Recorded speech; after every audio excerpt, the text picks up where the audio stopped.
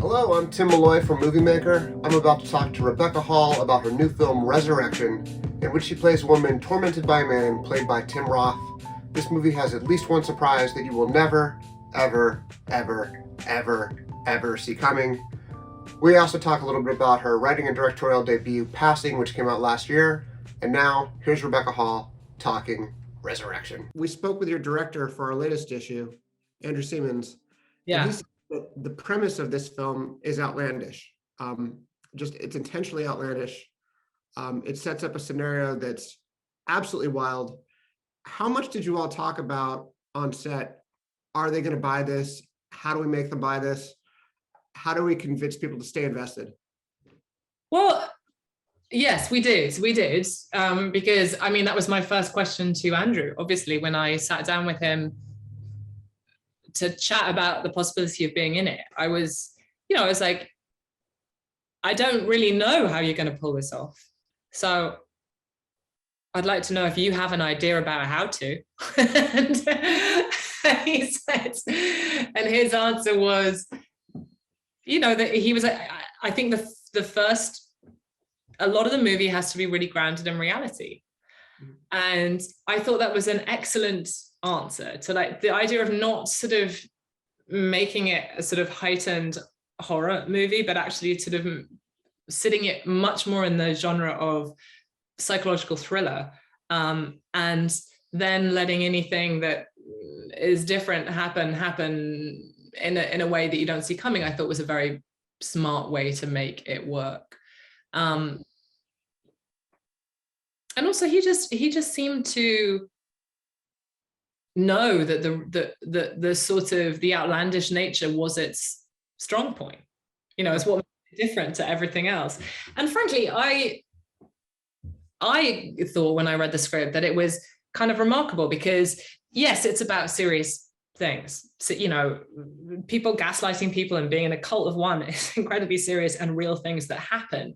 But it's not a movie that takes a sort of, there's not a neat message about it. There's not a sort of like, and this is what we should or shouldn't be doing as a society about these very serious things. Instead, it's an emotional experience of that, and it takes you in that in a very extreme way. And I think that is uniquely cinematic. I love the idea of doing something where people come out feeling like they've gone through something, and whether they like it or not, they're not going to forget about it. And I think there's something really exciting about that, the fact that it's going to spark enormous conversation, and people will have this sort of jaw-dropped response of like, what the was that?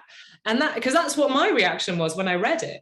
And I thought, if that works, then we're on to something. Then that's sort of it. That's exciting. I feel like there's two huge jaw droppers. One is the end, which we won't give away. We actually won't give away this part either. There's also about 40 minutes into the movie, you deliver a amazing 7-minute monologue, uninterrupted. Yeah. The entire thing depends. The entire movie hinges on this monologue. And that's when the first big revelation is dropped, and it's absolutely insane. And everyone watching goes, that's impossible. But it's supposed to be that way. Yeah. Can you talk about preparing for that monologue and how to hit those beats and make it work? I mean, I'm very sympathetic to independent movies that don't have a lot of money and have a very short amount of time to shoot something. So I knew that there wouldn't be a lot of time for that scene, because there wouldn't be a lot of time for any of the scenes. So if I was going to do anything useful as an actor, I had to show up on day one with everything learned really well. Like, I had to know this text inside out, and the whole story to be in my body all the time. So I was prepped. I had learned that speech very well. And of course there wasn't much time, but there was a bit more time than I think, because I remember the AD being like, and then we've got the monologue, then it's tomorrow's the monologue. There was a lot of that going on set. Like, everyone was like, are we ready for the monologue? And I was like, okay, everyone, just like calm down about the monologue.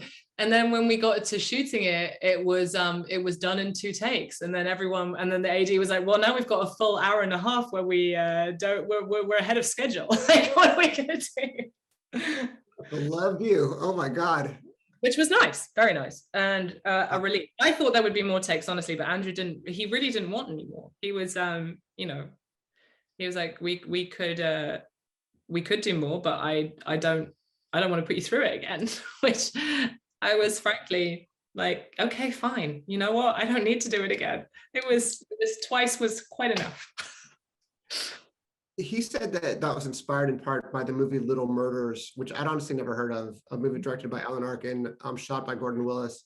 Were you aware of it? Did he tell you that? Did you watch it? He told me that and I went and saw it. I knew nothing about it. But yeah.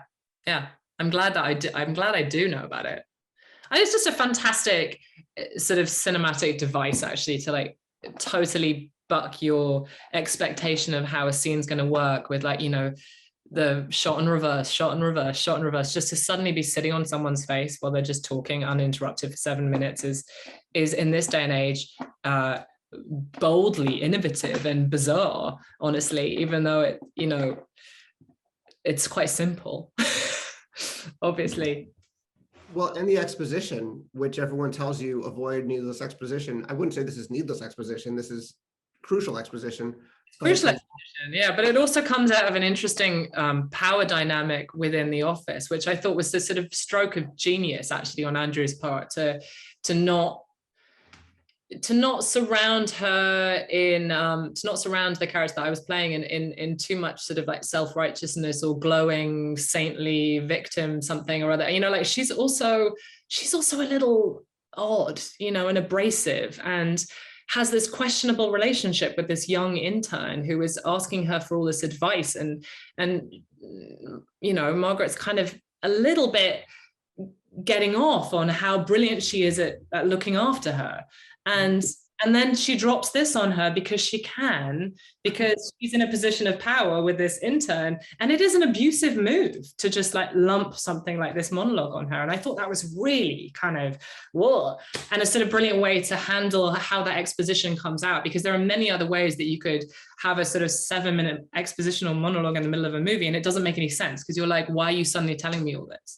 But I thought it was very deftly handled, this idea of she's telling this young impressionable girl who has no relationship to her life otherwise, she's giving her all this information just because she can, and she needs to. And that was very like brave, I thought. I love the intern relationship, and I love how it kind of frames the gaslighting theme. It's that you might make it through this movie without realizing it's at all a story about gaslighting, except that it starts off with her really coaching her through a bad relationship where the guy doesn't sound like a good guy. Yeah.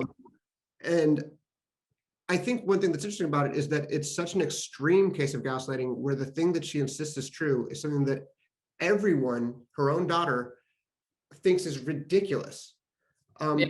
Was it important that it be something really, to use Andrew's word, outlandish? Yeah, I don't think the movie works without the ending. I don't, or the middle, or the whole outlandish elements are what sort of make it. And I think, on some level, I've always felt that there is a parable element to it, not in a kind of moralizing sort of way, but in the way that when you're a parent, there is a universal theme, is what I'm getting at. Somewhere underneath all of this, there is a universal theme, and that is that becoming a parent does sort of put you in a place of existential terror, whether you like it or not. I mean, of course, there's all the wonderful stuff about being a parent, but then there's also this sort of like day in, day out anxiety of like, can I keep this person safe? It's my job to keep this person safe. How am I going to do it? And I think this film takes that emotion and just literally blows it up to the most outlandish, extreme version of it. So in a way, we're sort of interrogating that panic. And I thought that was brilliant as someone who is a mother and does, and also I think there's something satisfying about the outlandish nature of the plot, because it allows for an outlandish catharsis. I mean, and revenge, and revenge tales are a classic in our society, you know, like we love that. And yes, this one is a totally sick one, but it is the ultimate. Like, I am now going to, you know, I don't want to give anything away again, but there is an element of like the ultimate, this is what to do with female rage at a man who has been gaslighting and controlling her for her whole life. You know, it's the ultimate expression of that rage. Well, there's something also there, I think, about the power of moms, and I hope that doesn't sound trite, but just in my life, you know, my wife and I have 2 very young kids, and there have been so many times when a doctor has said, I'm not talking about COVID or anything like that, but when a doctor will say something and she'll go, you know what, I just instinctively know this is wrong. There's something wrong with him. And she's right. She'll figure it out. And she's often right when even they're wrong for all of their good intentions. Mothers know, they just do. No, there is a sort of like a lioness, lioness energy. This is the ultimate story of lioness energy. Did you make this film after passing? Yeah, I signed up to do it in the middle of passing, roughly. Like, we just finished shooting it. I hadn't gone into the edit yet. I hadn't done post-production, anything like that. But I signed up to do it then. And it felt very far away because I had to, you know, make passing first. So I was like, oh yeah, this will be something to do at the end of all of that. And then it ended up being even further away because of the pandemic.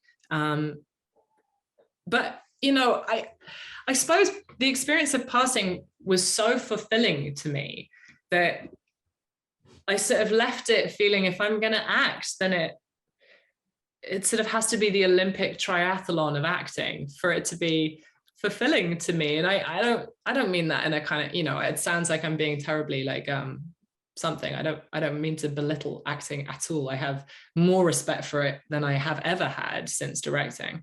But I think for it to satisfy me in that moment, I needed something big. I needed to feel fully like fired up to do something that I wasn't convinced I could do. And this definitely fit the bill.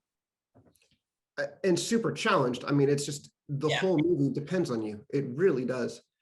Did you find that you were changed as an actor, the way you approached acting, having directed and done every single part of making a movie? I mean, it's a fair question. And of course, I must be on some level. I don't think I could pinpoint how. But also, it's not entirely honest of me to say that that is true, because I think I've always approached acting a bit like a director.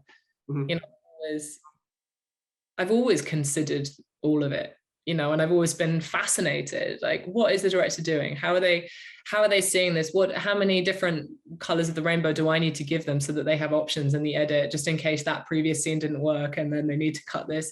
You know, I've always approached acting like that. So I've always secretly been doing the directing stuff in my head. You know, so I don't know how different it is really now that I've done it, because finally directing a film just felt like a sort of,